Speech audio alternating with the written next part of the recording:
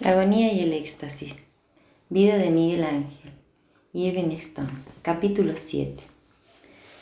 Al llegar junio, el calor del verano se precipitó sobre Florencia. Las puertas traseras del taller fueron abiertas y las mesas trasladadas al patio, bajo los verdes y frondosos árboles. Para la fiesta de San Giovanni, la apoteca se cerró herméticamente. Miguel Ángel se levantó temprano y con sus hermanos caminó hasta el Arno, el río que atravesaba la ciudad, para nadar y jugar en las barrosas aguas, antes de reunirse con sus compañeros del taller detrás del Duomo. La plaza estaba cubierta por toldos de seda azul bordados con lirios dorados, como representando el cielo. Cada gremio había armado su propia nube, en cuya cima estaba su santo patrón sobre una estructura de madera cubierta por una espesa capa de lana y rodeada de luces, y querubines y estrellas. En planos inferiores había niños vestidos de ángeles. A la cabeza de la procesión iba la cruz de Santa María del Fiore, y tras ella grupos de cantantes y esquiladores, zapateros, bandas de niños vestidos de blanco, gigantes sobre zancos y cubiertos con fantásticas caretas. A continuación iban 22 torres montadas sobre carros con actores que formaban cuadros vivos de la Biblia. La torre de San Miguel representaba la batalla de los ángeles, en la que Lucifer fue arrojado del cielo. La torre de Adán presentaba a Dios en la creación de Adán y Eva, junto a quienes aparecía la serpiente. La torre de Moisés lo hacía aparecer con las tablas de la ley. A Miguel Ángel aquel desfile de cuadros vivos le pareció interminable. Nunca le habían gustado aquellas escenas bíblicas y quería irse. Granassi insistió en que se quedasen hasta el final. Cuando comenzaba la misa mayor en el Duomo, un boloñés fue sorprendido mientras robaba a uno de los fieles. La multitud en la iglesia y la plaza se convirtió en una furiosa turba que aullaba: ¡a la horca! ¡Ahorquémoslo! Y en efecto, el ladrón fue colgado inmediatamente de una ventana de la sede del capitán de la guardia. Más tarde, un viento huracanado y una tormenta de granizo sacudieron la ciudad y destruyeron las pintorescas tiendas. La pista de carreras para el palio quedó convertida en una ciénaga. Esta tormenta se ha desatado por culpa de ese maldito boloñés que se dedicó a robar en el Duomo un día santo, exclamó Cieco. No, es todo lo contrario, protestó Gugliardiani. Dios ha enviado la tormenta como castigo porque hemos ahorcado a un hombre en un día santo. Se volvieron hacia Miguel Ángel, que estaba absorto en el estudio de las esculturas de oro puro, originales de Ghiberti, en la maravillosa segunda serie de puertas. ¿Qué opino?, preguntó Miguel Ángel. Creo que estas son las puertas del paraíso. En el taller del Ghirlandaio, el nacimiento de San Juan estaba ya terminado para ser transferido al muro de Santa María Novella. Aunque llegó temprano a la boteca, Miguel Ángel vio que era el último. Se sorprendió ante la excitación que reinaba allí. Todos corrían de un lado a otro, mientras reunían cartones, rollo de bosquejos, pinceles, tallos y frascos de pinturas, baldes, bolsas de arena y cal. Los materiales se cargaron en un pequeño carro que arrastraba un burro, y todo el taller, con Ghirlandaio a la cabeza como un general al frente de su ejército, partió para su destino. Miguel Ángel, como el más noble de los aprendices, llevaba las riendas del burro. Atravesaron la vía del Sole hasta la señal del sol, lo que significaba que entraban ya en la parroquia de Santa María Novella. Miguel Ángel condujo el carro hacia la derecha y entró en la piazza Santa María Novella. Detuvo el vehículo. Frente a él se alzaba la iglesia, que estuvo incompleta desde 1348 hasta que Giovanni Rucellai, a quien Miguel Ángel consideraba tío suyo, tuvo la excelente idea de elegir a León Battista Alberti para diseñar la fachada que ahora tenía, en magnífico mármol blanco y negro. El muchacho sintió una gran emoción al pensar en la familia Rucellai, más aún porque en su casa no se permitía a nadie que mencionase aquel nombre. Aunque jamás había estado dentro del palacio de los Rucellai, en la vía de la Vigna Nuova, cada vez que pasaba ante él se detenía para contemplar los espaciosos jardines, con sus antiguas esculturas griegas y romanas, y estudiar la arquitectura de Alberti, autor de la fachada. Traspasó las puertas de bronce con un rollo de bosquejos bajo el brazo y se detuvo para aspirar el aire fresco, aromatizado de incienso. La iglesia, de estilo egipcio, se erigía ante él con sus más de 90 metros de longitud, sus 3 arcadas ojivales y las hileras de majestuosos pilares iban decreciendo gradualmente en la distancia, conforme se acercaban al altar mayor tras el cual la boteca de Ghirlandaio había estado trabajando durante 3 años. Sus muros laterales estaban cubiertos de brillantes frescos murales. Justo encima de la cabeza de Miguel Ángel estaba el crucifijo de madera de Giotto. Avanzó lentamente por la nave central, saboreando cada paso que daba, pues era como un viaje a través del arte de Italia. Giotto, pintor, escultor y arquitecto que, según la leyenda, había sido descubierto por Cimabue cuando era un pequeño pastor que dibujaba en la superficie de las rocas y lo llevó a su taller. Más tarde se convertiría en el libertador de la pintura, sumida hasta entonces en la oscuridad inanimada de la época bizantina. Después de Giotto siguieron 90 años de imitadores hasta que, y allí, en la parte izquierda de la iglesia, Miguel Ángel vio la vigorosa y esplendorosa magnificencia de su Trinidad. Macio, surgido solo de Dios sabe dónde, comenzó a pintar, y con él resucitó magnífico el arte pictórico de Florencia. A través de la nave, a la izquierda, vio un crucifijo de Brunelleschi. La capilla de la familia Strozzi, con frescos y esculturas de los hermanos Orcagna, el frente del altar mayor con sus bronces de Ghiberti y luego, como epítome de toda aquella magnificencia, la capilla Rucellai, construida por la familia de su madre a mediados del siglo XIII, cuando había entrado en posesión de su fortuna por mediación de uno de sus miembros que había descubierto en Oriente el secreto para producir un hermoso tinte rojo.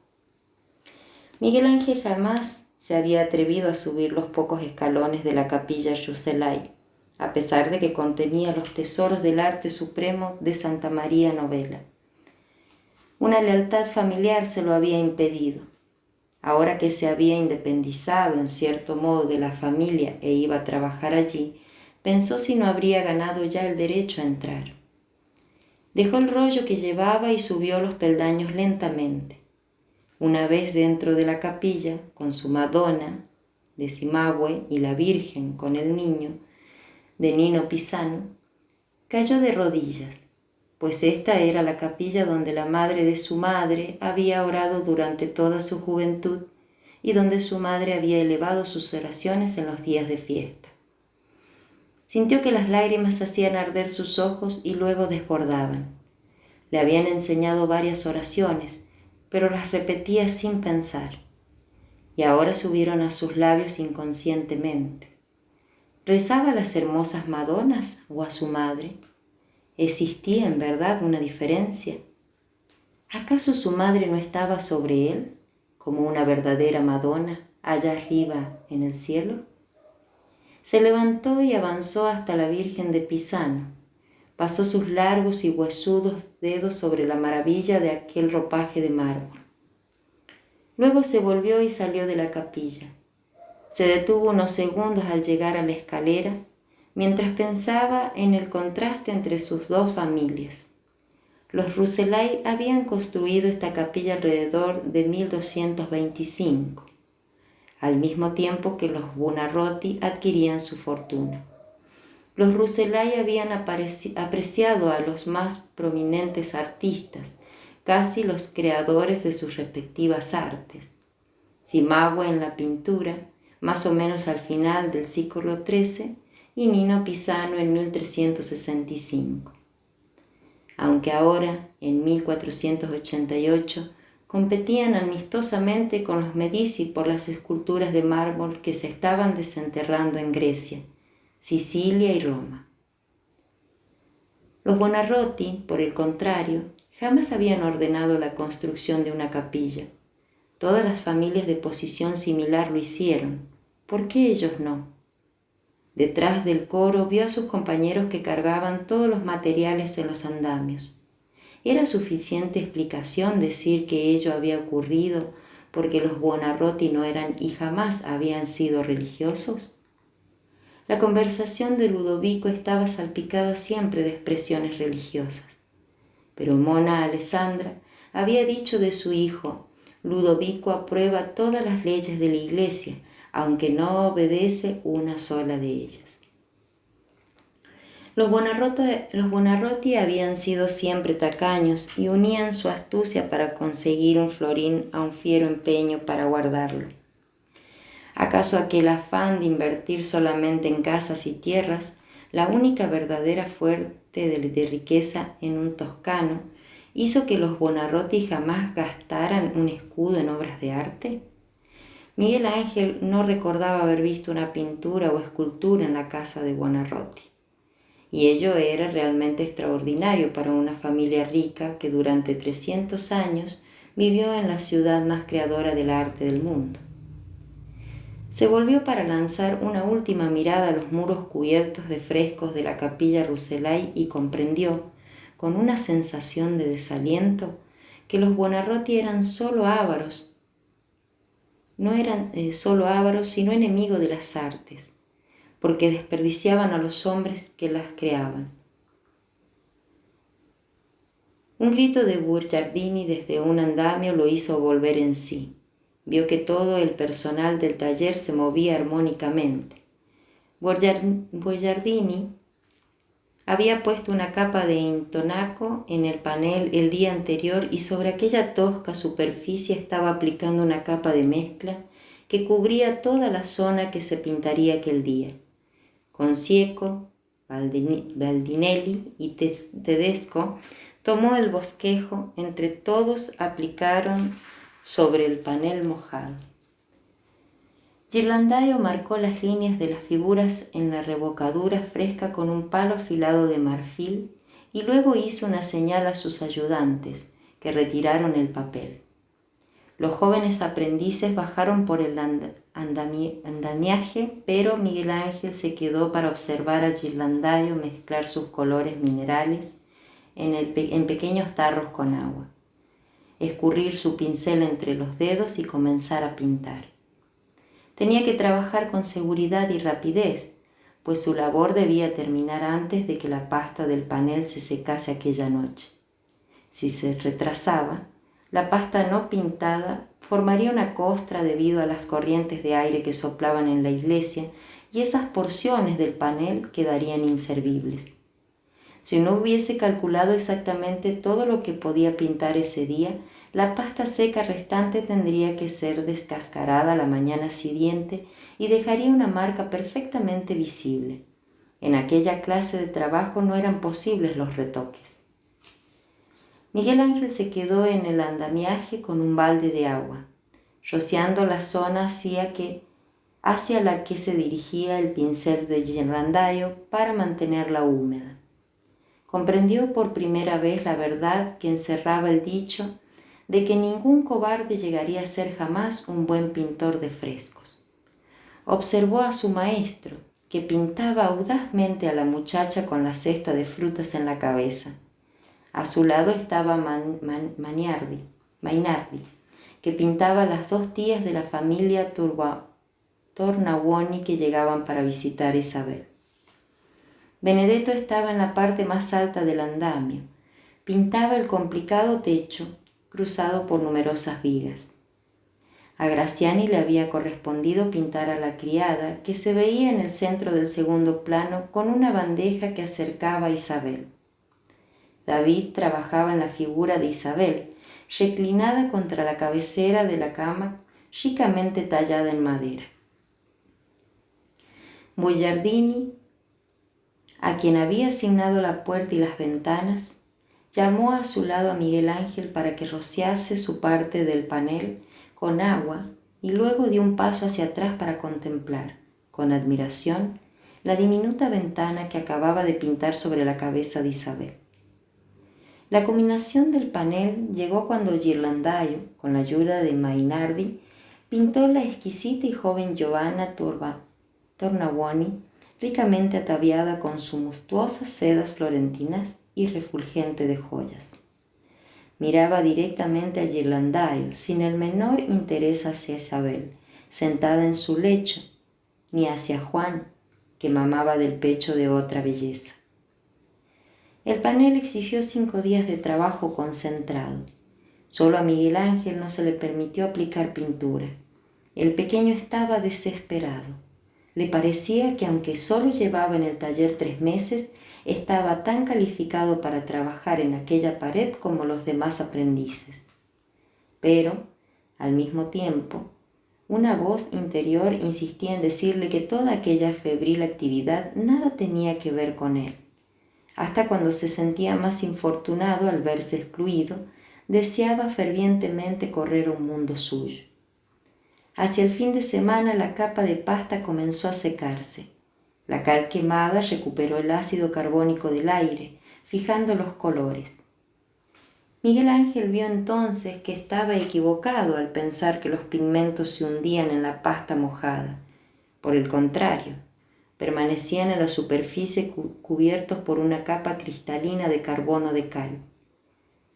Todo el panel tenía ahora un lustre metálico que protegía los colores contra el calor, el frío y la humedad. Pero lo más asombroso era que cada uno de los segmentos iba secándose lentamente y adquiría los colores exactos que Ghirlandaio había creado en su taller. Sin embargo, cuando fue solo a Santa María Novella el domingo siguiente a oír misa, se sintió defraudado.